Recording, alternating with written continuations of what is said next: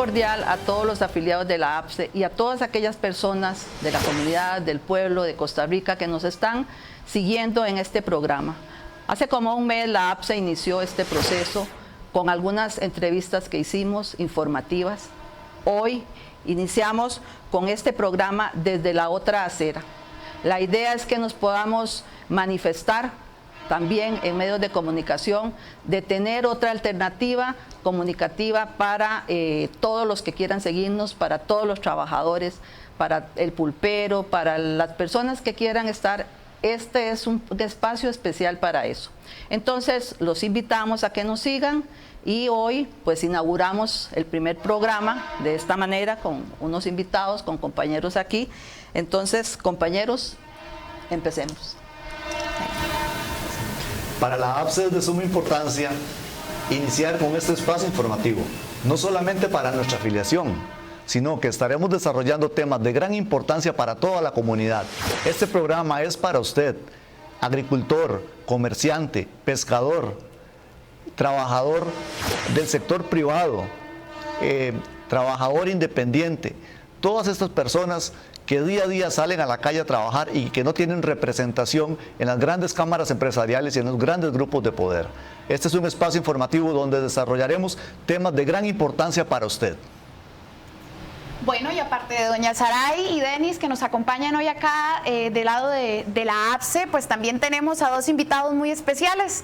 Nos acompañan en este primer lanzamiento Roxana Morales, economista de la Universidad Nacional, de la Escuela de Economía y también del Observatorio Económico y Social, y Gerardo Hernández, quien es director de la Escuela de Ciencias Políticas de la Universidad de Costa Rica. Y pues nada, a mí que me ha tocado participar de este bonito equipo para que este espacio se convierta en un espacio en donde usted pueda acercarse a escuchar información desde la otra acera.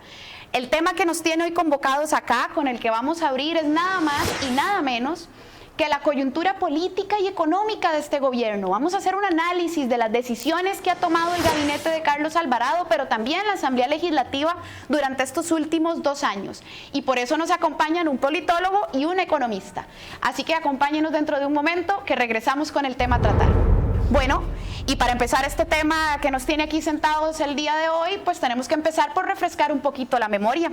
Y para refrescar la memoria vamos a recordar el pacto a través del cual nace el gobierno de Carlos Alvarado. Ese pacto que se llama Alvarado-Pisa, que fue fundado en el 2018 en medio de aquellas elecciones tan complejas. Pasamos a ver la cápsula 1. El camino costarricense se ha construido tendiendo puentes que nos unan, no levantando muros que nos dividan. Nos acercamos a una decisión electoral donde tenemos solo una opción entre 2 candidatos. La bandera que levanté y levanto con orgullo no participa ahora, pero el país sigue enfrentando graves problemas. Bueno, y esa conferencia de prensa que acabábamos de ver era el inicio del anuncio del acuerdo Pisa-Alvarado que ocurrió en el 2018, precisamente en aquella coyuntura electoral tan complicada, ¿no?, que fuimos a dar una segunda ronda como país. Y vean qué interesante, porque precisamente parte de la agenda económica que hemos visto durante los últimos 2 años ya estaba escrita o pactada de alguna forma en ese acuerdo. Venía la regla fiscal, venía el IVA, venía una frase muy interesante que veíamos hace un rato que es: claro, no tocar el sistema tributario o no modificar hasta cierta forma ciertos tramos tributarios. Ya venía el empleo público, ya venía como acuerdo los recortes al gasto. Entonces esta agenda pareciera que sí determinó en la práctica gran parte del rumbo de ese famoso acuerdo. Entonces pues nada, vamos a empezar conversando un poquito a partir de esa refrescada memoria. Bueno, muy buenas noches, muchísimas gracias por la invitación y un gusto estar compartiendo con ustedes y con todas las personas que nos siguen por los medios. Coincido en que es importante empezar por el origen para analizar este gobierno, por la coyuntura en que se origina el gobierno actual, marcada por un pacto con Pisa Alvarado, efectivamente, en el contexto de la campaña, marcado por un conjunto de pactos que se hicieron al inicio de la administración con distintos sectores para conformar este gabinete multipartidista, marcado con la incorporación a ese gabinete de figuras clave de algunos sectores económicos. Todo esto conforma, desde mi punto de vista, un gobierno, digamos, que tiene poca autonomía relativa respecto a los poderes económicos y a los poderes mediáticos, y que prácticamente ha estado subordinado a estos poderes y a los grupos que habían venido ya impulsando una orientación en la política económica y prácticamente un estilo de desarrollo dentro de esto que en términos muy generales llamamos el neoliberalismo, ¿verdad? Marcado por esa tendencia ideológica, aunque tiene muchos matices. En el caso de Costa Rica, donde también mantenemos una dimensión bastante fuerte de lo que llamamos el Estado Social de Derecho. Pero en términos de política económica, la configuración de este gobierno prácticamente supone una continuidad, incluso diría yo una profundización, ¿verdad? Donde estos poderes o estos grupos de poder económico y político que habían venido impulsando esta agenda, efectivamente logran o encuentran una ventana de oportunidad en el gobierno de Carlos Alvarado, no solo para incidir desde afuera, sino para estar sentados dentro del gabinete para incidir en la toma de decisiones. Y en este sentido quisiera recalcar la presencia nada más desde el inicio del señor André Garnier, e incluso de la configuración de esta cartera especial que no existía antes, ¿verdad? Coordinación con el sector privado o coordinación con el sector empresarial. Es decir, ya no se trataba además de un político que iba a hacer el vínculo con los empresarios o con los poderes económicos, sino más bien de un empresario sentado en una silla de ministro incidiendo directamente en la toma de decisiones sobre la política económica. Y esto no es menor, ¿verdad? Al lado de Garnier, la presencia de Edna Camacho, por supuesto de Rodolfo Pisa como ministro de la Presidencia, y de Rocío Aguilar en el Ministerio de Hacienda, es decir, de personas claramente vinculadas con esa agenda político-económica, con esos grupos de poder económico, con esos intereses, y como corolario, traído desde el Fondo Monetario Internacional, Rodrigo Cubero para el Banco Central de Costa Rica, y más recientemente el equipo se ha reforzado con la venida de don Rodrigo Chávez directamente desde el Banco Mundial. Entonces, digo esto como una representación de cómo este gobierno, en lo que se refiere a la política económica, prácticamente entrega a este grupo o a estos intereses la conducción de esa política, de esta área de política económica. Entonces, desde esa perspectiva es muy comprensible que esa política económica haya estado marcada por la agenda inicial que ya estaba perfilada en los pactos iniciales y por los intereses de estos grupos. Y yo quisiera nada más hacer referencia a dos imágenes. A mí lo simbólico me parece muy importante. Es ver muchas imágenes de Carlos Alvarado sonriente y complaciente cuando se reunía con la UCAEP, o sonriente y complaciente cuando anunció a André Garnier como ministro de Coordinación con el sector privado, en contraste con el Carlos Alvarado que en octubre del 2018 salió a desafiar a la medianoche o en horas de la noche en la Plaza de la Cultura a las y los trabajadores que estaban ya protestando y en huelga por el plan fiscal, o al Carlos Alvarado enojado, vociferando en Nicoya, ¿verdad? Aquel tristemente célebre 25 de julio, contra las personas que estaban protestando, manifestándose como ciudadanos y ciudadanas frente al presidente. Entonces, estas imágenes marcan una orientación efectivamente del gobierno actual que se ha mostrado muy complaciente y prácticamente yo diría la política económica fue entregada, insisto, a estos grupos, y un gobierno que ha manejado más bien una línea de confrontación, de distanciamiento, de no diálogo ni negociación con los movimientos sociales y los trabajadores y trabajadoras organizadas. Y por eso una buena parte de la conflictividad social ha estado marcada por este tenor. Entonces, desde esa perspectiva, aunque tuvimos cambio de gobierno, no hemos tenido un cambio en la conducción o en la orientación de la política económica, e insisto, más bien los actores que han venido impulsando esa agenda encontraron en este gobierno una oportunidad de tener una mayor incidencia, hasta estar sentados en sillas de ministerios para incidir en la toma de decisiones.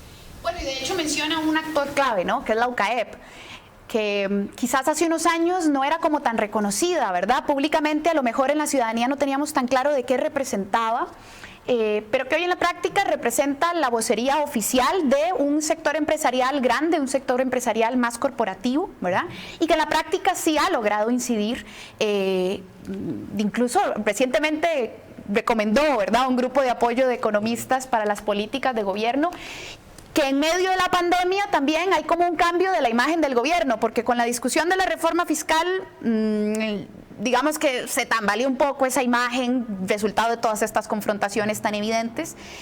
Y ahora con la pandemia, pues sí ha hecho una tarea interesante en términos de salud, pero pareciera que la agenda económica sigue una línea común. ¿Qué significa ser oposición en medio de esta coyuntura? ¿Qué significa ser una organización de personas trabajadoras en medio de esta coyuntura política? Doña Saray. Bueno, pues evidentemente que lo que significa es, bueno, es feo decirlo, pero significa como nada, ¿verdad?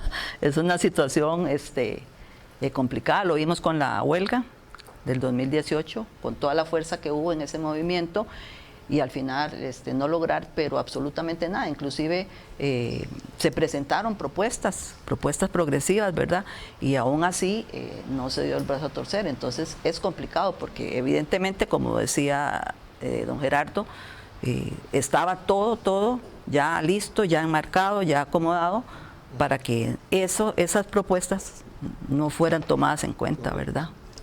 Bueno, eso es muy interesante. Han existido propuestas desde sectores alternativos, que creo yo hay que recalcarlo, ¿verdad? No es que hay una ausencia de iniciativas, sino que es una coyuntura en la que hay muchos sectores participando, pero como que hay unas vocerías que logran tener más pesos que otras.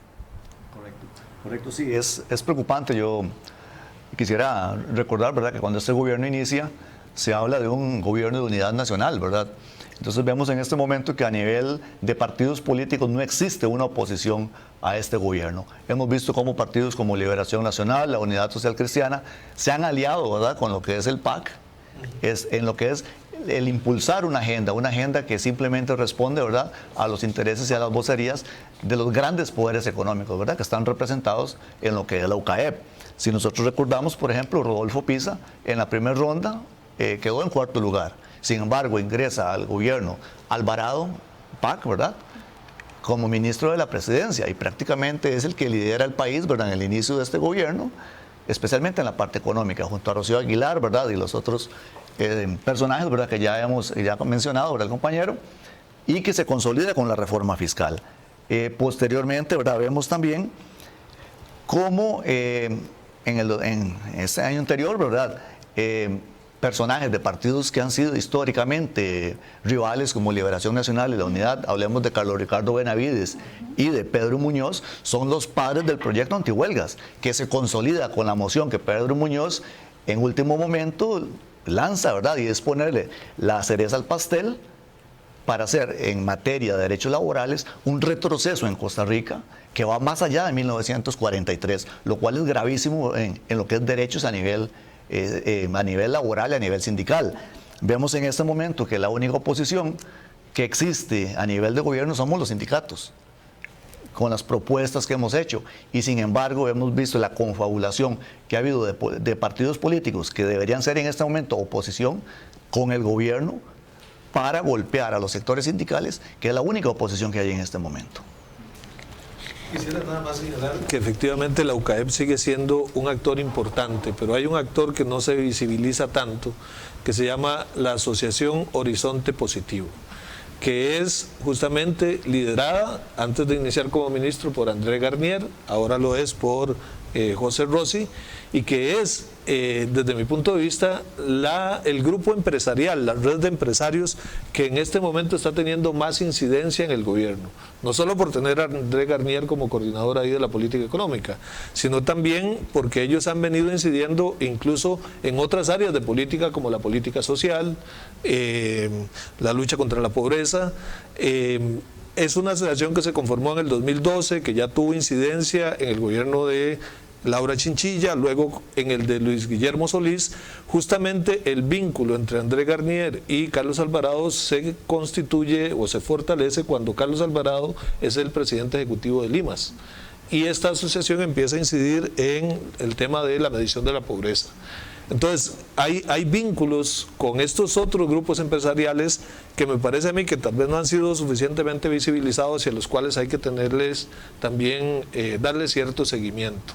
Yo insisto, más que la UCAEP, que además en los últimos meses hemos visto conflictos internos, debilitamiento en su discurso, de que no hay homogeneidad, ahí creo que de un modo más calladito, pero más efectivo, está teniendo un mayor peso este grupo, estas redes de empresarios donde están las empresas más grandes de las más grandes del país, ¿verdad? Que se llama Horizonte Positivo y cuyo líder formal y real es André Garnier, aunque en este momento, por estar en el gobierno, pues él no figura directamente como parte de la asociación. Bueno, y efectivamente esas grandes élites tienen que tener algún peso, porque la política económica parece que ha ido por ahí. Y bueno, es un gobierno que sí tiene sus matices, ¿no? Porque a lo interno tiene voces relativamente disidentes. Por ahí sale de repente un ministro de Agricultura y Ganadería diciendo, vean, esa apertura comercial que hemos hecho los últimos años no ha sido como debería ser, lo cual es completamente opuesto a lo que estos grupos y estas élites vendrían defendiendo, ¿verdad? Tenés por ahí también representaciones en el INAMU, tenés a una Patricia Mora, es decir, hay ciertos matices, pero pareciera que esa agenda económica sigue estando en manos de élites profundamente ortodoxas y profundamente conservadoras en materia de economía, y pues porque el mundo ha ido cambiando, ¿verdad? Y las nuevas propuestas han ido saliendo. Por aquí hay sectores que hacen propuestas y hacen lecturas alternativas. Y entonces vamos a entrar un poquito más en la materia económica, en esa política económica que pareciera que lamentablemente aún sigue muy influenciada por las élites. Pasamos a ver esta cápsula 2 con información directa del INEC.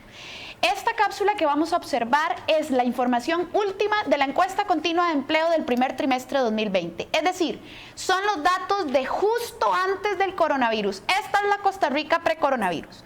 Porque lo que pasó es que la pandemia vino a agudizar el problema, pero problemas ya teníamos. Y ahí vemos algunos números, ¿verdad? Un 12,5% de tasa de desempleo, la más alta de los últimos 10 años, siguiendo con la tendencia de los trimestres del 2019.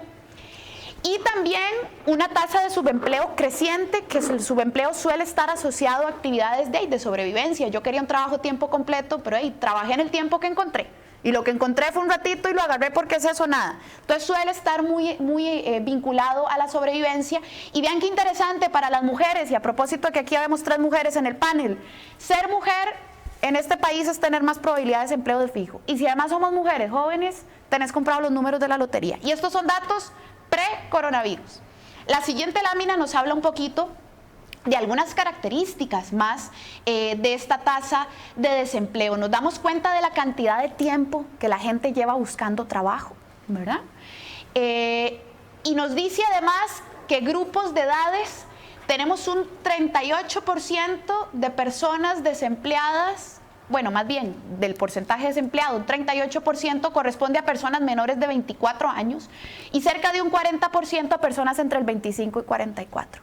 ¿Qué problema cuando tenemos tanta gente joven que no logra acceder al mercado? ¿Verdad? Gente que no está cotizando, gente que no está pudiendo desarrollar sus habilidades, aportar, estrés, infelicidad, tiene consecuencias económicas y sociales profundas. Esta era la Costa Rica pre-coronavirus. ¿Cuáles son las posibles causas de esos números, Roxana? Sí, bueno, buenas noches. Primero, agradecerles por invitarme a la inauguración de este espacio, que yo creo que es muy importante para la población tener otras voces, otros criterios que nos ayuden a formar opinión y no solamente quedarnos con algunos grupos en particular. Bueno, estos datos que nos presentan el INEC, bueno, es el panorama oscuro que hemos visto desde ya hace varios meses. Es decir, esta crisis nos toma en un momento crítico en la economía nacional. Nosotros podríamos decir que ya veníamos con una crisis de empleo y esta crisis digamos, provocada por esta pandemia, profundiza esa crisis que veníamos de empleo. ¿Por qué hablamos de una crisis? Bueno, Costa Rica, incluso podríamos irnos un poquito más atrás, ¿verdad? En la crisis 2008-2009, donde hubo un cambio importante en los mercados laborales, en las economías, una transformación en la actividad productiva y que generó un alto nivel de desempleo. Y nosotros ahorita tenemos los datos del INEC del 2010 para acá, pero antes del 2010 el desempleo era menor, aunque los datos no son comparables estadísticamente, bueno, lo cierto es que era menor, y a nivel mundial también se dio un cambio estructural con un fuerte incremento en el desempleo, y este desempleo fue creciendo hasta llegar, como decía Sofía, a cifras históricas. Y cifras que dan pena, ¿verdad? ¿Por qué da pena? Ver un 18% mujeres que salen a buscar trabajo y no encuentran empleo, un 34% de jóvenes que salen a buscar trabajo y no encuentran un empleo. Y si además le sumamos que viven en las zonas rurales de este país, es mucho más complicado que estas personas consigan un empleo. Los mismos datos ya muestran una seria profundización de la desigualdad en Costa Rica y que esto genera problemas sociales y que ahorita lo estamos viendo reflejados. Vemos una economía que venía creciendo, pero a un ritmo muy bajo. Se venía anunciando desde hace tiempo un crecimiento apenas del 2-3%. Es un crecimiento sumamente bajo que no va a alcanzar ni siquiera para cubrir la población que año con año se incorpora al mercado laboral. Entonces veníamos de una situación económica compleja, de un déficit fiscal enorme, un crecimiento enorme del gasto público y que genera medidas, digamos, económicas, pero que podrían más bien profundizar esa crisis, ¿verdad? Porque al final la concentración de las propuestas se dan a afectar a las clases más débiles. Entonces, en ese sentido también hay una afectación en la actividad económica y en esos grupos sociales que de por sí ya venían con problemas. También hay una afectación importante cuando uno empieza a desmenuzar los datos del empleo.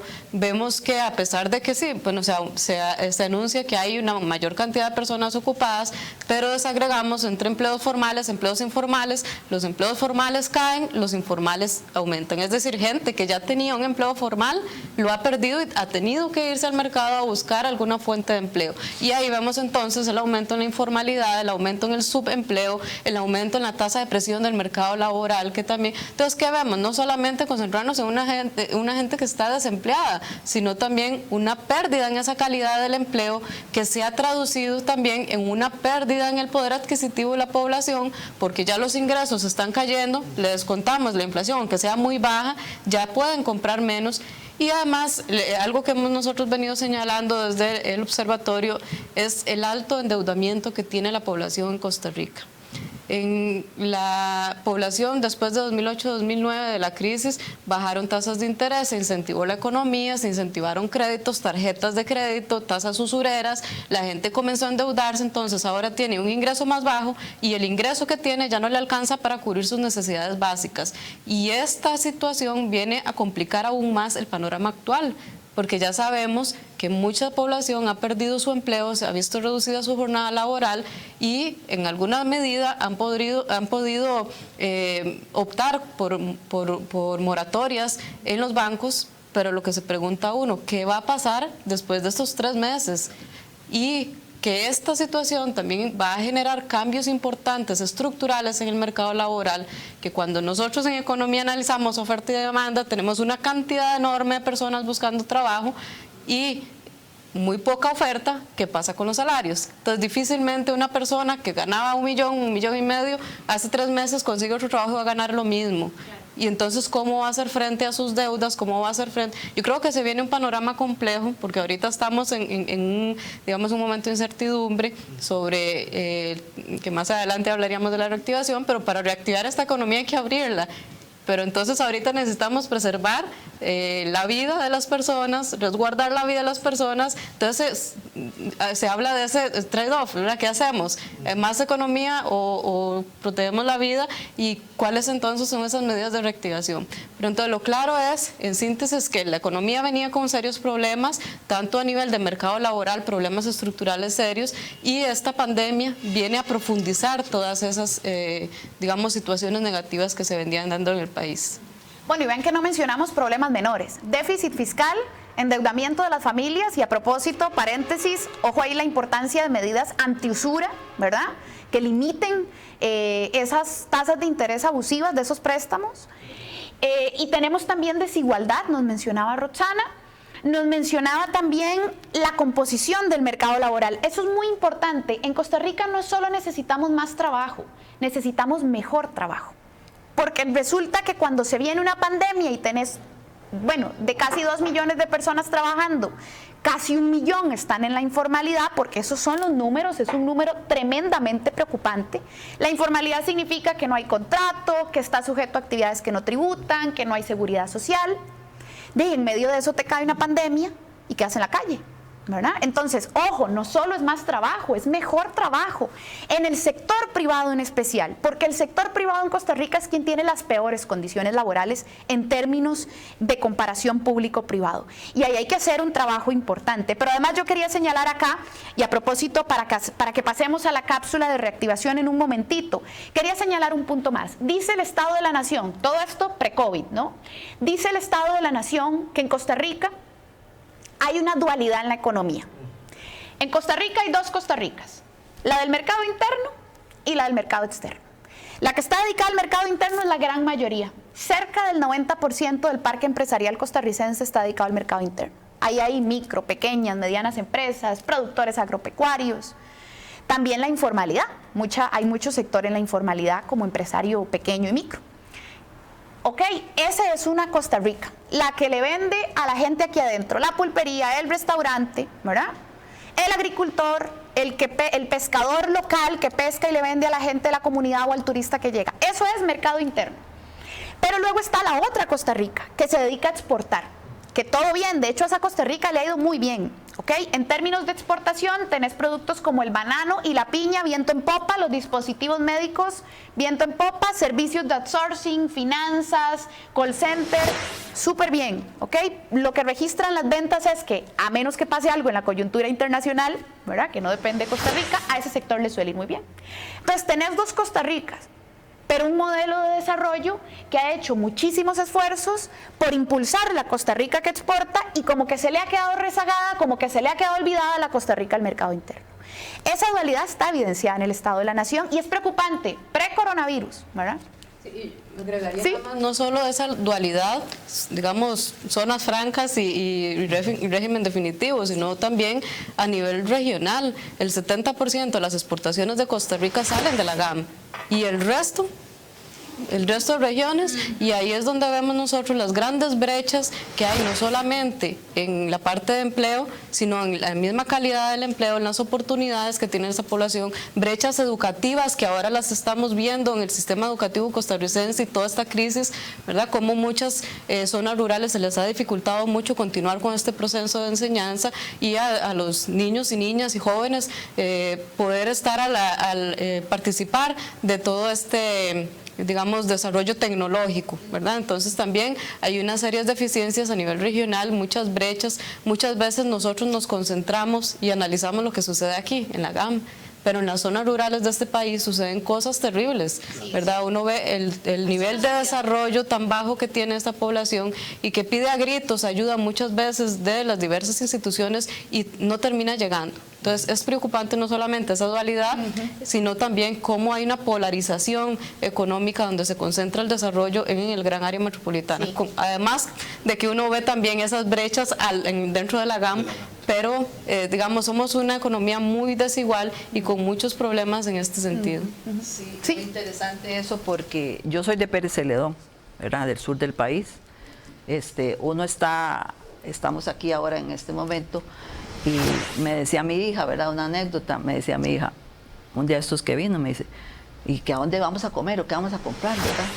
Y entonces dice, mami, es que qué difícil, aquí usted va como ya a los restaurantes estos de comida rápida, y ya, dice, allá en Pérez nosotros tenemos, hay ¿cómo se llama?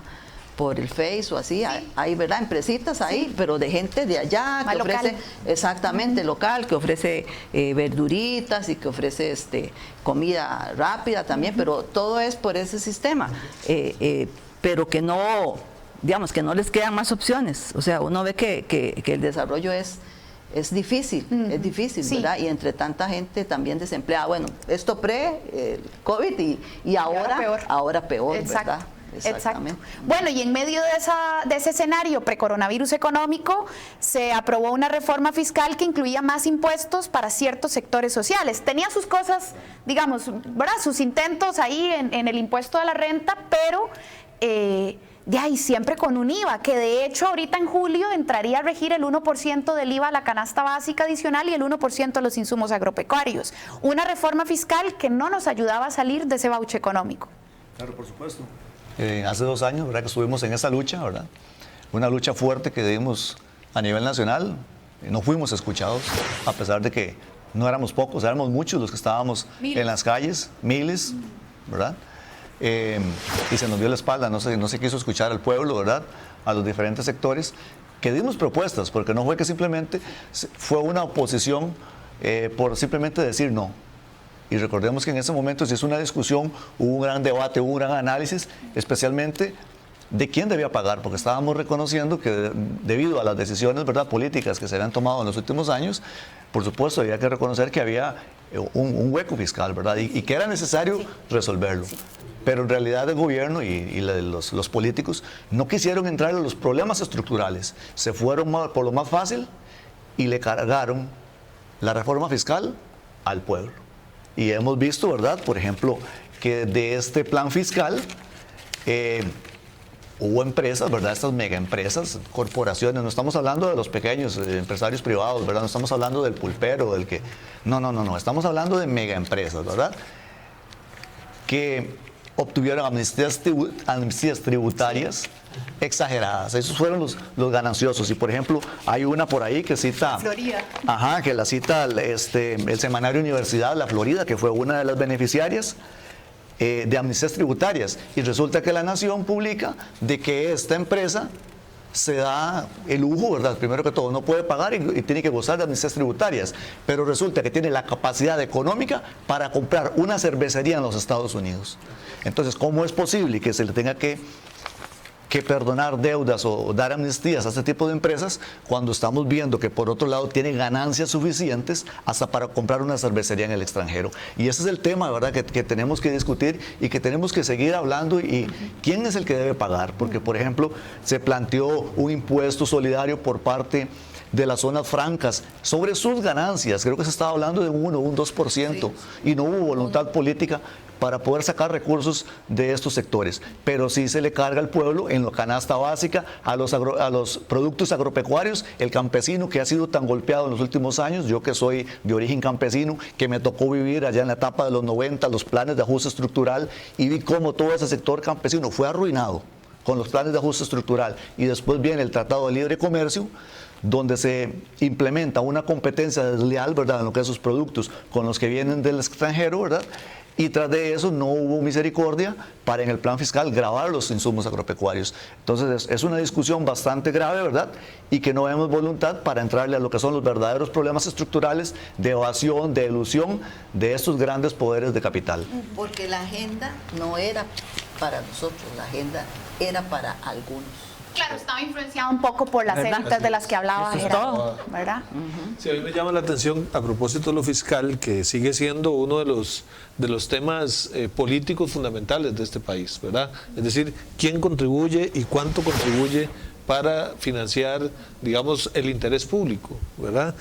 Pasamos de la urgencia, la emergencia, la necesidad de la reforma fiscal, porque si no la teníamos, iba a ser la debacle. Viene el COVID y ahora me parece interesante el cambio de discurso. Ahora es ley de alivio fiscal, ¿verdad? Pero ¿para quién es ese alivio? Creo que eso... volver a conversar sobre eso, lo queramos o no. Exactamente. Creo que podemos volver luego con ese tema, porque efectivamente es una de las primeras medidas que toma el gobierno frente a la crisis del COVID, pero creo que puede ser tremendamente injusta si hablamos, por ejemplo, del IVA, ¿verdad? Bueno, de hecho el propio ministro de Hacienda ya está teniendo que reconocer de cierta forma, porque en algunos medios ya dio declaraciones diciendo que están valorando ver si no cobran el 1% de la canasta básica, porque es que no tiene sentido contraer todavía más el consumo de los hogares. Y hago un pequeño anuncio a propósito de lo que decía Denis, de la situación tan compleja que tiene el agro costarricense y la ruralidad. Vamos a tener en otra ocasión, pero desde ya los dejamos invitados e invitadas, vamos a tener en otra ocasión un programa para hablar sobre sector agropecuario, libre comercio y condiciones de mercado, que es un tema que se las trae de por sí. Pero pasemos a ver la cápsula número 3 a doña Pilar Garrido, ministra del Mideplan, para conversar sobre esa agenda de reactivación económica. El día de hoy presentamos un conjunto de medidas que son parte de nuestra estrategia de recuperación post-COVID. Empezamos dando a conocer la secuencia gradual, progresiva y segura en la cual volveremos a la nueva normalidad de todas las actividades económicas. Para ello, para esa nueva normalidad, habilitaremos junto con la banca pública del Estado 900.000 millones de colones para capital de trabajo, para poder pagar planillas, insumos, materiales, para poder habilitar a todas las pymes para empezar de nuevo y empezar a soñar en grande otra vez. También anunciamos 3,1 billones de colones, esto en inversión pública, particularmente orientada a lo que es inversión que se pueda ejecutar rápidamente y que nos dé empleo más rápidamente para sectores de baja calificación. Son obras de mantenimiento, remodelaciones, estamos hablando de 250 colegios en relación con el Ministerio de Educación Pública y también estamos hablando de un programa de vivienda, de remodelación, ampliaciones, que podría generar hasta 3.820 empleos. Parte de esta estrategia de inversión pública también la acompaña un robusto paquete de alianzas público-privada. El gobierno cree que en conjunto con el sector privado podemos hacer grandes cosas de manera conjunta, incentivar el empleo mediante proyectos como la Ruta 27, San José-Cartago, San José-Río Frío, y que podemos hacerlo de manera robusta y de manera más eficaz para poder incentivar lo que es el nuevo empleo. También, por otra parte, están las obras que ya ustedes conocen, que las han visto, que hemos empezado a tener, como lo que es Bandera, Limonal y otras obras de sectorización que van a dar un impulso rápido a lo que es crecimiento y dinamización del sector construcción. También anunciamos en un tercer momento un conjunto de políticas de apoyo productivo, condiciones que van a habilitar la confianza de los inversionistas para poder incentivar la inversión, ampliar sus negocios y tener mucho más seguridad jurídica. Para eso y para activar también la producción, hemos estado trabajando con el proyecto de ley de jornadas flexibles, con aseguramiento a la medida de estas jornadas flexibles, pensando en actividades productivas como la industria, como turismo o como agricultura. También hemos estado visualizando la importancia de que las personas tengan mayores herramientas para poder incorporarse en los mercados laborales formales. Por eso es muy importante el proyecto de ley del INA, que nos ayuda a flexibilizar y a agilizar ese perfil de empleabilidad para adecuada incorporación. Y por supuesto sabemos los costos de producción. En eso estamos haciendo un trabajo sesudo y consciente para bajar los costos de transacción, de costos de producción, y pasando 104 trámites ya tan importantes como un permiso sanitario, el registro tributario, la activación de zona franca, así como los que están vinculados con SETENA, para poder que sea mucho más ágil la activación y la formalización de una empresa y poder incentivar también la creación de empleo. Posteriormente, estamos preocupados y estamos actuando ya en función de esa preocupación por aumentar la productividad de las pymes en el sector agrícola y también en turismo. Para ello, hemos ideado el fortalecimiento de las cadenas de comercialización, también de financiamiento para las pymes mediante una plataforma electrónica. Un segundo momento, un programa de más de 4.000 millones para aumentar la tecnología y agregar valor y aumentar la productividad del sector agrícola. Y un tercer momento para inyectar capital de trabajo al sector turismo para poder activar una nueva normalidad. Un subsidio para esas pequeñas y medianas empresas turísticas que empezarán a regresar a la nueva normalidad con el turismo nacional. Finalmente, creemos también que este país necesita reactivarse y repensar en otros posibles negocios y también importante señalar la estrategia de inversión extranjera directa que acompaña a esos nuevos negocios, la posibilidad de atraer inversión, posicionándonos en lo que ha sido el buen trabajo que se ha realizado en el marco sanitario, Costa Rica como un hub de ciencias médicas de bienestar que se apalanca en el talento de nuestros científicos, que cree fundamentalmente en las posibilidades de seguir creciendo, generando empleos, y que lo vamos a hacer.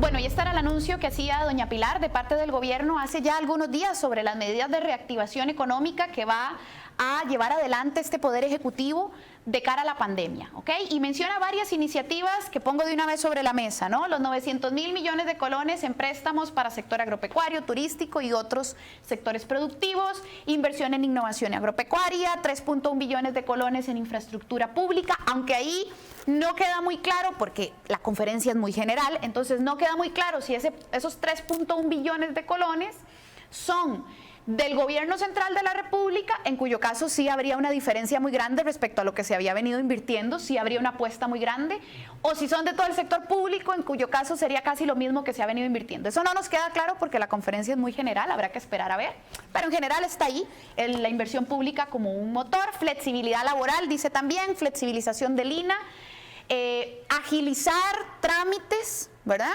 que puede sonar muy bien en algunas cosas, pero que tal vez uno se pregunta en lo ambiental qué significará para el SETENA, ¿verdad? Porque sí es cierto que aquí abrir un negocio es muy difícil y sí hay que agilizar algunos trámites, pero algunos otros uno como que no sabe por dónde va el asunto. Bueno, esa es la agenda y a eso hay que sumarle empleo público, que también fue presentado oficialmente ya a la Asamblea Legislativa hace algunos días. ¿Qué opina Roxana de esta agenda de reactivación económica? Sí, bueno, tal vez iniciar comentando. Vamos a ver, a veces uno quisiera como una varita mágica, ¿verdad? Que uno diga, bueno, estas son las medidas y esta es la receta, esta es la medicina, y vea que ni en coronavirus todavía hay una medida ni una receta. Todos tenemos recetas diferentes. Para mí es una cosa, para Sofía otra, para ustedes otro, ¿verdad? Entonces, qué complejo es llegar a acuerdos, pero tratar de que esos acuerdos a los que lleguemos sean medidas que beneficien a las mayorías y no a unas minorías, o que al final no terminen afectando a las mayorías. Entonces, me parece que es un buen inicio de, bueno, en otros espacios lo hemos comentado, tal vez la forma, la estructura, los tiempos, una planificación. Hasta hace unos días se presentó ya el decreto, digamos, más claro sobre las instrucciones a los bancos, pero bueno, hay también un tema que cuando se anunció esta medida muchas personas lo que esperaban era cuándo voy a poder abrir mi negocio. Y eso se pospuso para la semana siguiente, y entonces ahí quedó un sinsabor en alguna gente, ¿verdad? Incluso ahora, bueno, ya se anuncian algunas medidas de apertura, pero aún así, quizá algunas personas tenían una expectativa mayor, pero es lo que mencionaba ahora, que tanto abrimos la economía y pasa como en otros países, que al final se termina generando una pandemia o una contagio mucho mayor y afectando aún más la economía, ¿verdad? Entonces hay que ir como con ese equilibrio. Pero me parece que esta discusión de reactivación es antes de la pandemia, ya veníamos con medidas para reactivación. Recordemos también el tema del endeudamiento, que se habían planteado medidas para refinanciar y refundir deudas y generar mayores espacios en las finanzas de los hogares. Ya habían algunas medidas y ahora se plantean algunas otras. Me parece importante el tema de la infraestructura pública. Ahí yo creo que habría que desmenuzar, como dice Sofía, porque no sabemos si es ya la que había, y uno, digamos, haciendo una comparación con el programa macro que presenta el Banco Central, el gasto público apenas va a crecer un 1,2%. Entonces uno dice, no viene más inversión, es la que ya había, o además se anuncia que son también mediante asociación público-privada, o sea, vamos a tener más créditos y además más concesiones de algunas de esas obras. Extraña que no hayan incluido la caja, ¿verdad? Que tenemos unas grandes obras públicas que se requieren en hospitales, en sedes, en diferentes regiones del país. Entonces, por ese lado extraña. Me parece importante el tema de vivienda, es un tema que históricamente es un medio de reactivación económica, ¿verdad? Porque vamos a agilizar construcción y además le estamos generando un bien para aquellas familias que están menos, digamos, más desprotegidas en el país, y que es un tema que ha tenido mucha discusión, ¿verdad? Cómo el BAMBI también no ejecuta, o la ejecución de estas obras es tan lenta. Tenemos incluso hace días que anuncian viviendas que ya están listas pero no se entregan, ¿verdad? Yo creo que hay que agilizar mucho en este tema. El tema de los trámites, ¿verdad? Súper importante. Me parece un avance también positivo es el que el presidente y en esto se haya planteado un límite, más bien una eliminación de las tasas piso que existen en el sistema financiero, pero ya leyendo el decreto es como instar a los bancos y instar al sector privado. Entonces queda más como un saludo a la bandera, diría uno, que esto se logre habiendo incluso recién ingresado a la OCDE y que es también este límite a las tasas piso no está de acuerdo ni siquiera con las reglas o las políticas de la OCDE. Sí. Entonces, ¿cómo logramos eso?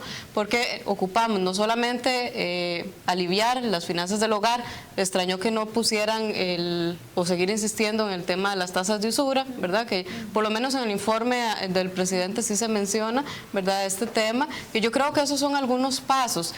Pero ¿qué es, digamos, este sinsabor? Que muchas de estas políticas tienen efectos más en el mediano plazo, sí, ¿verdad? O sea, hablamos de los 900.000 millones, bueno, ya ahora los bancos han anunciado las condiciones crediticias, pero lo que les mencionaba al inicio, ya antes de la crisis teníamos un problema, venía una contracción del crédito, un alto endeudamiento, y cómo ahora entonces puede acceder esa empresa que tiene un crédito que está ojalá con un periodo de gracia, ¿verdad?, o un periodo de moratoria, y ahora cómo hace para pedir otro crédito, con qué garantías, o más bien cómo va a pensar en pedir un crédito y abrir un negocio si no hay mercado, porque la economía está cerrada. Entonces esas medidas van a ser hacia mediano y largo plazo, o el efecto sería positivo, pero ahorita, ¿qué piensa la gente? ¿Verdad? ¿Qué piensa ese productor que está endeudado, que tiene el negocio cerrado, que no puede pagar ni siquiera las patentes, que no puede pagar los alquileres? Y ahí es donde se requieren otro tipo de medidas para atender el muy inmediato plazo. No digo que esas medidas que se hayan anunciado sean negativas, no, vamos en alguna medida por buen camino de ese lado, que falta mucho, podemos hacer mucha crítica, pero ese muy corto plazo es lo que queda debiendo y lo que la gente, digamos, es lo que más demanda de información. Sí. Bueno, y a propósito de que menciona que llama la atención que no se emita criterios sobre la caja, ¿verdad? Y recordar que sea como sea, la caja es la institución que está asumiendo esta pandemia. Es decir, si necesita un impulso la caja es en este momento. Y ciertamente ese Estado social de derecho es quien está enfrentando en la práctica la pandemia, más que individuos, es todavía un Estado que es capaz de asumir una situación de salud pública a ese nivel, ¿verdad? Entonces sí, parece que estamos respondiendo bien en términos de salud, parece que esa agenda económica como que hay muchos vacíos, muchas nebulosas. A mí me da la impresión un poco, a propósito que ahora mencionabas lo del decreto, me da la impresión de que como que a veces tal vez no se quiso comer un poco la bronca, ¿no? Como diríamos popularmente, porque de ahí el problema que traíamos es muy pesado. Encontrar soluciones, creo yo, va a requerir de cierta firmeza y de cierta convicción para tomar decisiones. Gerardo, esta agenda económica cambia la línea, parece que hay un cambio. Yo creo que es totalmente congruente con lo que veníamos, porque dicho así en términos generales suena muy bonito y una gran cantidad de dinero, una gran cantidad de oportunidades para los empresarios, pero de nuevo veamos qué hay detrás. O sea, cuando se habla de los empresarios o del empresariado tenemos una gran diversidad, ¿verdad? Están los grandes de los grandes, están los medianos y está la inmensa mayoría que son pequeños e incluso una gran cantidad que ni siquiera se consideran empresarios, ¿verdad? Es decir, tienen un negocito o una finquita o producen algo o venden algo, ¿verdad? Y mi gran, digamos, sinsabor en este caso es, incluso con las medidas iniciales que llamaron de alivio fiscal. Pongo un ejemplo. Se posterga por 3 meses el traslado del IVA que recaudan las empresas, ¿verdad?, porque funcionan como recaudadoras, hasta 3 meses que lo pueden postergar de trasladárselo al Ministerio de Hacienda e incluso las retenciones de renta también previas, ¿verdad? Entonces, eso, dice uno, tendría sentido para un pulpero, ¿verdad? O alguien que tenga un ganadero, un pequeño productor. Pero vean ustedes, los datos mismos que han salido, el sector de alimentos y bebidas sigue creciendo, ¿verdad?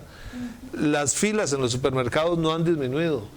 Las grandes cadenas de supermercados, Automercado, PriceMart, Walmart, etcétera, los Más por Menos, Paliza, etcétera, lo que han tenido más bien es un incremento en las ventas.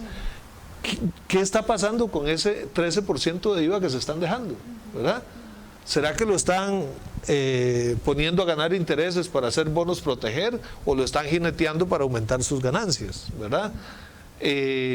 Cuando se toman medidas generales, digamos, sin diferenciar los beneficiarios, eso termina simplemente siendo una oportunidad de negocio y de ganancia para los grandes y medidas que son también insuficientes para los pequeños. Entonces, ese es un ejemplo donde yo creo que las medidas económicas y sobre todo este llamado alivio fiscal deja mucho que desear, porque finalmente la gente no está dejando de pagar el IVA. Son los recaudadores lo que no los están trasladando al Estado justamente en el momento en que sería más urgente que lo hagan, y se toman medidas sin una condicionalidad. Igual el anuncio de estos 900.000 millones para créditos. No todas las personas tienen las mismas condiciones de garantías, de liquidez, de flujo de caja para acceder al crédito, como está sucediendo, por ejemplo, desde hace mucho con Banca para el Desarrollo. Entonces suena muy bien, suena muy bonito, 900.000 millones, qué montón de plata, pero corremos el riesgo de que el grueso de esos recursos vayan a terminar en las manos de los que ya tienen más ventaja para acceder. Que ya estaban en el mercado. Que ya existían. Porque eso es claro, cuando bajaron el encaje mínimo legal, ¿qué pasó en el sistema financiero? No hay demanda de crédito, entonces los bancos dejaron sus reservas dentro del Banco Central. Y hay una gran cantidad de dinero ocioso, por eso se habla que no hay problemas de liquidez ahorita. Hay mucho dinero que está ahí y esos son los que pondrían dentro de estos recursos. Tampoco son recursos nuevos que van a entrar al sistema, ya estaban ahí, y que más bien llama la atención de que por qué desde antes no se utilizaban estos recursos para créditos blandos para reactivar la economía antes del COVID, ¿verdad? Claro, condiciones y requisitos, ¿verdad? Que tal vez costaban acceder, sí. Que me parece muy simbólico, y es el rechazo furibundo que hubo a la idea de un impuesto solidario a las grandes riquezas. Cierto, ¿verdad? cierto. Eso, digamos, no está en las medidas, pero lo simbólico, lo importante políticamente es que no está en las medidas. Es decir, que los sectores económicos rechazaron sacar un poquito, así sacaran el 1% que se le va a poner, digamos, a la canasta básica, o que se le puso a la canasta básica, aplicarle un 1% a las grandes riquezas de empresas como la Cervecería Costa Rica, como MECO, por cierto, empresas asociadas a las redes de Horizonte Positivo, a Café Brit, y una gran cantidad de empresas grandes que han venido acumulando riquezas en los últimos años, con solo que se les hubiera aplicado un 1%, pero ni a eso estuvieron dispuestos. Entonces, el hecho político en materia de las medidas que se han adoptado para enfrentar el coronavirus, me parece que es muy significativo el que haya una negativa del gran capital, de los grandes ricos de este país, que los hay, porque hay recursos, sí. Lo que pasa es que están en una lógica de acumulación y no en una lógica de distribución. Y para poder distribuir, ellos tendrían que contribuir un poquito más, porque si no, simplemente van a seguir engrosando sus riquezas, incluso en este contexto de crisis. Vamos a tomar eso que dice Gerardo, lo vamos a dejar anotado, que ya casi vamos a regresar con la parte de las propuestas. Pero antes de ir a las propuestas y lo que nos hizo falta, que ya hemos puesto un pie adelante, hay algunos detalles más que llaman la atención en esa agenda. La famosa flexibilidad laboral, ¿qué puede significar para las mujeres? ¿Qué puede significar para las personas que estudian de noche? ¿Qué significa para algunas poblaciones esa flexibilidad laboral, doña Saray? Sí, es un tema que cuando estuvo el proyecto en la Asamblea Legislativa, nos dio que pensar, porque es muy fácil decir que trabajen 4 días y descansen 3, pero resulta que ahí hay mucha gente que necesita trabajar, ¿verdad? Para vivir, tiene familia, mujeres solas, ¿verdad? Con hijos, y que buscan salir adelante, pero en una posibilidad que encuentren, porque ellas no van a escoger, o sea, la oferta que le van a dar va a ser esa, ¿verdad? Donde puede hacer que consigan, entonces, ¿qué oportunidad va a tener esas personas de estudiar? O sea, completamente van a quedar fuera del sistema educativo. Bueno, los colegios nocturnos, ¿no? Podría estar Sería colegios sucediendo. nocturnos, sin DEAS, ¿verdad? Nuevas oportunidades, que son las modalidades que ellas podrían accesar, pero que no, o sea, va a quedar completamente cerrada la posibilidad de ellos. Esa parte es muy, muy delicada, ¿verdad? Muy importante. Y las redes de cuidado también, para la mujer que tiene que cuidar hijos y está sola, ¿será que una red de cuidado le aguanta 12, 13 horas de cuidado del niño o niña mientras va a trabajar? No, pero el problema también es que hay momentos en que no tienen, o sea, que no tienen opción, ellas tienen que trabajar, pero Sí, la no les única queda oferta otra. va a salir de ahí, no tienen que escoger, es la vida, ¿verdad? Y entonces ahí se les cercena una oportunidad a muchas mujeres de este país. Sí, este tema es muy interesante porque hemos visto últimamente que los medios de comunicación tradicional han estado promocionando, ¿verdad?, este término de flexibilidad laboral. Y tal vez hay mucha gente que le suena atractivo, el 4-3, por ejemplo. Pero hay una serie de aspectos que estos medios de comunicación tradicionales no están diciendo. Y creo que eso sí lo podríamos retomar hasta en un futuro programa, ¿verdad? Porque ahora que estamos mencionando, ¿verdad?, la situación crítica que está viviendo el costarricense, especialmente de la parte del endeudamiento, es muy probable que una persona que se acoja a la flexibilidad laboral, trabaja sus 4 días, pero posiblemente en esos otros 3 se va a ir a buscar un empleo informal para poder satisfacer esas necesidades, ¿verdad?, esos recursos que no está pudiendo llevar a su hogar. Entonces, ¿qué significa esto? Bueno, ya tenemos un gran sector de la población en el área informal, personas que están sin seguros, sin una serie de beneficios que debería tener. Entonces, esto va a venir a engrosar más esa cantidad de sector informal que tenemos en el país. Y es un tema que hay que decirlo, porque como lo mencionaba anteriormente, los medios de comunicación tradicional han estado promocionando la flexibilización laboral como algo muy atractivo, pero detrás de esto hay una serie de situaciones, como mencionábamos ahora, en la parte educativa, los colegios nocturnos, SINDEAS, las mujeres, especialmente las madres, ¿verdad? Y esta otra parte que va a agravar más el problema de lo que es el sector informal en nuestro país. Como que hay mucha letra menuda en la agenda económica, nos puede dar toda la noche, pero el tiempo se nos va acabando. En la flexibilización laboral nada más aportaría yo una última cosa, ¿no? Que es que muchas de estas iniciativas no decían cuál proyecto de ley apoyan. Entonces no sabes exactamente cuáles son los matices de lo que estás hablando. Porque hay otros países que han aplicado medidas de flexibilización, ya, pero ¿en qué condiciones? ¿Cuáles son las medidas? ¿Cuáles son los días permitidos? Porque puede ser que te toque una jornada de jueves, viernes, sábado y domingo y no viste a la familia nunca. Entonces la letra menuda de estas propuestas siempre valen la pena, pero no las conocemos, todavía no sabemos si es que el gobierno va a apoyar las que ya están en circulación.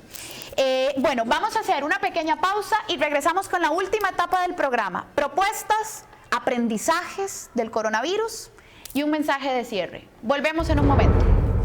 Bueno, pero ahora conversemos un poco sobre las cosas que podrían agregarse en esa agenda de reactivación económica, que yo creo que algo positivo de la coyuntura actual es que hay muchos sectores proponiendo. Ideas no faltan. Lo que hace falta a lo mejor es oídos que escuchen esas alternativas. Entonces hablemos un poco de esas alternativas que hay que agregar, que hicieron falta en la agenda de reactivación y también aprendizajes de esta pandemia, porque yo creo que hay algunos aprendizajes. Por lo menos aquí aprendimos que algo como la soberanía alimentaria, una frase que ya ni nos acordábamos de qué significaba, era importante, que había que cultivar los granos básicos que nos íbamos a comer, que las finanzas públicas tenían que estar sanas, porque si no, ¿cómo lo resolvemos? Que la caja tenía que estar fuerte en términos financieros y que no podía haber tanta informalidad y precarización en el mercado de trabajo. Entonces, lo pongo sobre la mesa.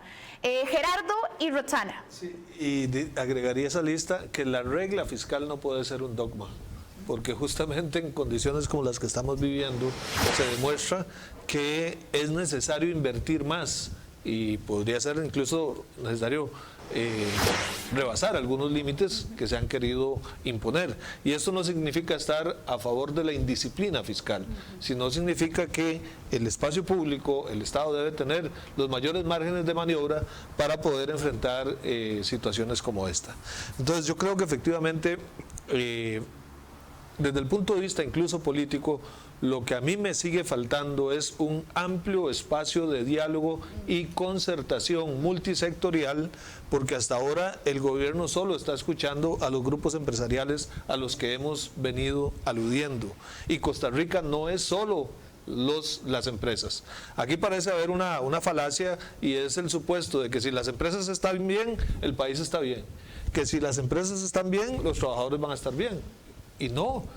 Eso es, en última instancia, volver a aquella idea del goteo, ¿verdad? Del derrame. Detrás de eso está ese supuesto. Exactamente.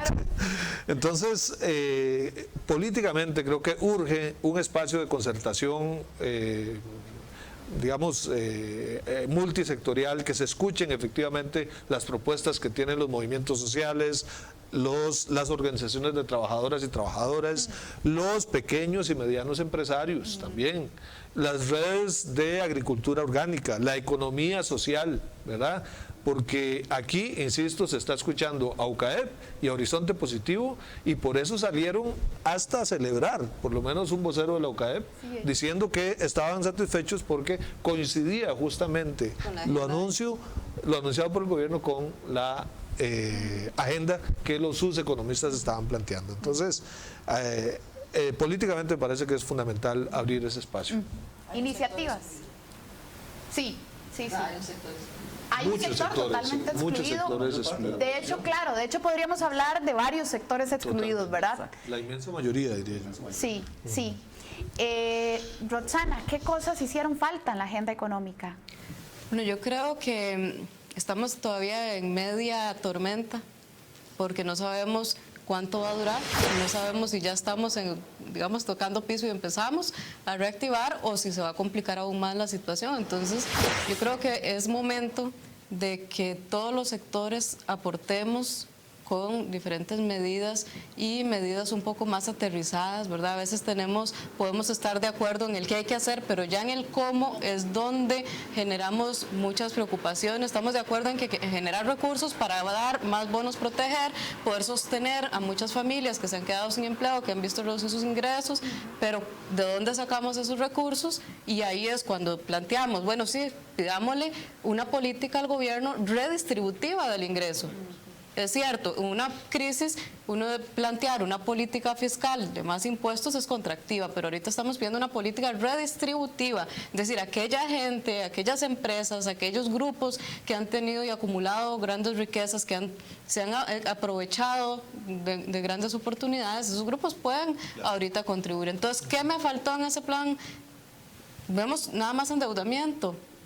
¿Cuál es ese aporte solidario? Porque vamos a tener que pagar esas deudas. Es cierto, tenemos créditos un poco más blandos que los que tuviéramos en el mercado interno, que a su vez podría generar presiones en el tipo de cambio, ¿verdad? Porque sabemos que van a entrar muchos dólares, el tipo de cambio puede irse para abajo y terminar afectando aún más un sector exportador de base nacional, que ese es el que se afecta, no el exportador. Correcto. Que venden y compran dólares y paga su planilla en dólares, ese no tiene problema, pero el de base nacional sí tiene problema con un incremento, con una apreciación del tipo de cambio, y entonces ahí se generan problemas. Y entonces, ¿cómo vamos a pagar eso?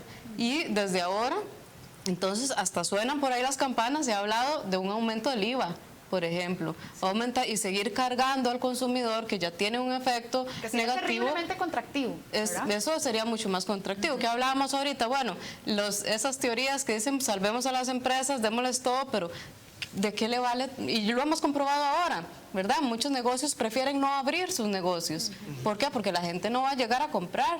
¿Y por qué no va a llegar a comprar? Por dos motivos. Por el tema del confinamiento, de que es difícil salir de la casa, porque no hay confianza ni siquiera para salir, y segundo, que no hay dinero en el bolsillo. Entonces, si la gente no tiene empleo, no tiene dinero en el bolsillo, no va a reactivar esa economía. ¿Cómo le colocamos dinero en el bolsillo a la gente? Y entonces ahí hablamos de este tema de las tasas de interés, de tasas de usura, de liberarles recursos a esta población para que pueda reactivar su consumo. Y no solamente eso, ¿verdad? Que muchas veces pensamos, no me importa lo que pase allá o con X o con Y persona, pero al final me termina afectando a mí, porque si esa persona no tiene que comer, no tiene que llevar a su hogar, no tiene cómo alimentar a sus hijos, pues entraremos en conflictos sociales, como ya han empezado a pasar en otros países, de saqueos, de incluso un aumento en la criminalidad, etcétera. Un problema social es mucho más serio, y eso es lo que no queremos que llegue en este país. Entonces yo creo que es importante poner atención a esas políticas que de verdad vayan a beneficiar a estos grupos que han sido abandonados históricamente y ahora están mucho más afectados por esta crisis. Coincido con Roxana en que a esa agenda económica hay que ponerle criterios distributivos y de equidad, o sea, que no se apliquen en general para todo el mundo, claro. Porque, por ejemplo, esos billones de colones para inversión pública probablemente vayan a terminar, si no hay criterios de distribución, en las manos de MECO y de H. Solís y de empresas similares, que son las que se han venido enriqueciendo con la construcción de obra pública, no al pequeño constructor de las distintas regiones, por ejemplo, que podría participar más en la construcción de escuelas, infraestructura de salud, etcétera, sino no es que no sean necesarias las obras de infraestructura. Tenemos rezagos importantes en eso, pero el tema es a dónde va a ir a dar esa gran cantidad de recursos y qué tipo de obras públicas son las que se van. Entonces, si no se le meten criterios distributivos a esa agenda económica lo que va a hacer es favorecer la acumulación y no la distribución. Claro, porque no es lo mismo la pulpería que el Walmart, ¿verdad? A la pulpería hay que darle apoyo porque la está viendo difícil. Y esa es la otra lección que aprendimos acá también. Trabajadores públicos y privados no somos enemigos, nos necesitamos mutuamente. El restaurante necesita que el funcionario público vaya y le compre. El taxista necesita que el funcionario público se monte en su taxi. Y el funcionario público necesita los servicios del sector privado. Trabajadores públicos y privados no somos enemigos, somos parte de una sociedad. Para reactivarla hay que reactivar a esos hogares. Doña Saray, Denis, cosas que hicieron falta, sectores que no están siendo escuchados, lecciones aprendidas de la pandemia. Bueno, yo diría primero que como empezamos aquí viendo el trato, el convenio que hicieron firmado al inicio de este gobierno, es el mismo que va y sigue, ¿verdad? Es el mismo que está. Es una propuesta para algunos, no para todos, y esos que no son todos son los que están quedando fuera, ¿verdad? Como lo decían los compañeros, son los que están quedando fuera en este momento y que de ahí tenemos que decir, que insistir para que de verdad nos tomen en cuenta. Y con esta propuesta última económica, según ellos, se resuelve eso y no se resuelve. Porque nosotros estamos viendo a la gente, ¿verdad?, con las necesidades. En el caso de nosotros, por ejemplo, en educación, el MEP está invirtiendo 20.000 millones en paquetes con víveres para cerca de 800.000 estudiantes en la pandemia. Tremendo aporte. Exacto, pero yo no sé si ustedes saben, esos víveres, esos dineros que llegan al PANEA, cubren a todos los estudiantes de primaria, pero en secundaria no. En secundaria hay un porcentaje que está quedando fuera y de gente que necesita, porque los compañeros nos dicen cómo llegan los padres a ver si a ellos les pueden dar también. Las instituciones no pueden hacerlo porque está limitado, pero sería una manera muy fácil de poder subsanar en esos hogares, en el resto, en la población total de esos chicos, la necesidad de alimentación, ¿verdad? Porque ahorita no estamos viendo efectos, como decían ustedes, que se pueden llegar a dar por la desesperación. Pero a eso vamos, si no se corrige esto, si no se piensa más en el país, si no se piensa más en Costa Rica, sino, como decían por ahí, si no hay solidaridad. Correcto, correcto. Sí, me parece que acá el gran ausente en esta agenda de reactivación que plantea el gobierno en la figura de la ministra de Planificación es la apertura de esas mesas de diálogo con los diferentes sectores, ¿verdad? Hemos visto que la política, en ese sentido, la ha estado dictando los grandes intereses económicos, ¿verdad? Los grandes empresarios, ¿verdad? Porque cuando decimos empresarios, estábamos hablando ahora, tenemos que hacer esa diferencia, ¿verdad? Claro. No es el pulpero que es empresario, no es la señora que tiene un salón de belleza, no es el que tiene un gimnasio, por ejemplo. Esos son empresarios también, pero esos están siendo olvidados, ¿verdad? Claro. Esos están siendo apartados totalmente de estas agendas de reactivación, las cuales hemos visto que desde un inicio han sido dirigidas a salvar a este gran sector empresarial, porque ellos mismos son los que están ahí. Ellos son los mismos que están ahí dictando la política y qué se debe hacer. Y muy acertado lo que decía Gerardo, o sea, debe haber una verdadera identificación, ¿verdad? Y una verdadera distribución de estas medidas, que no vaya a ser que esta cantidad de dinero que se va a invertir quede en las mismas manos de siempre. Las mismas manos que han gozado de exoneraciones, de concesiones, de amnistías tributarias y que han sido los beneficiados por muchos años históricamente, ¿verdad?, sí, de los recursos de este país. Entonces, creo que se tiene que pensar en medidas que en realidad vayan directamente a beneficiar al mediano y al pequeño. Y así establecer, ¿verdad?, esa dinámica económica en la cual, como decías anteriormente, los salarios del sector público que se queden en ese sector privado, porque nos necesitamos mutuamente para esa dinámica económica y poder reactivar esto internamente. Claro, hay que reactivar el mercado interno, los sectores que han sido olvidados en la práctica, ¿verdad? Y ahí hay muchísimo sector privado pequeño y local que ha sido olvidado. 30 segundos, porque se nos acabó el tiempo definitivamente. 30 segundos, el mensaje de cierre con el que terminaríamos este programa sobre análisis político y económico del gobierno de Carlos Alvarado. Roxana.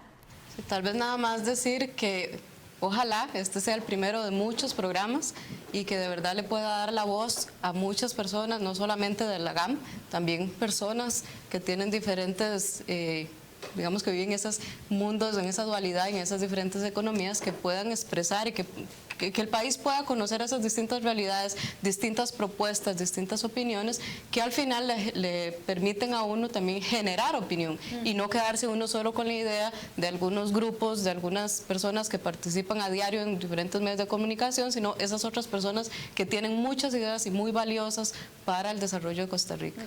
Muchas gracias, Roxana, más bien por acompañarnos hoy. Gerardo. Agradecerle la invitación, es un gusto conversar y reflexionar sobre estos temas que son de interés de todos y toda la ciudadanía, ¿verdad? Yo nada más quisiera plantear un principio, porque si ya estábamos avanzando hacia una sociedad bastante desigual, hacia niveles de pobreza que no logramos superar, con índices de desempleo elevados, esto efectivamente esta crisis que estamos viviendo va a acentuar más esas tendencias. Entonces, es momento para pensar con más fuerza la lógica distributiva que merecemos como sociedad. Y para lograr esa lógica de justicia, de equidad, necesitamos pensar en un principio muy básico, y es que la contribución tiene que ser de arriba hacia abajo. Correcto. Para que podamos entonces hacer distribución de abajo hacia arriba. De lo contrario, vamos a seguir ensanchando las brechas sociales, las brechas regionales y la carencia de oportunidades para una inmensa mayoría de nuestra población, y eso finalmente va también a afectar la calidad de nuestra democracia, de nuestra convivencia democrática. Correcto. Y creo que no queremos llegar a eso. Es un debate que no vamos a poder evadir. Muchas gracias, Gerardo, por sacar el ratito hoy. Doña Saray. Con mucho gusto, gracias a ustedes. Bueno, primero para decirle a toda la gente que con la lucha que tuvimos en el 2018, se nota en este momento que lo que estábamos diciendo no era mentira, ¿verdad? Es una realidad dolorosa, pero bueno. Sí. Pero que eso más bien nos tiene que unir para ser más fuertes y salir adelante, ¿verdad? Como país, como ciudadanos de este país también. Sí quisiera decirles que como organización sindical, la APSE está comprometida. Por eso se abre este espacio, ¿verdad? Vamos a seguir adelante, agradecerles a ustedes la presencia aquí,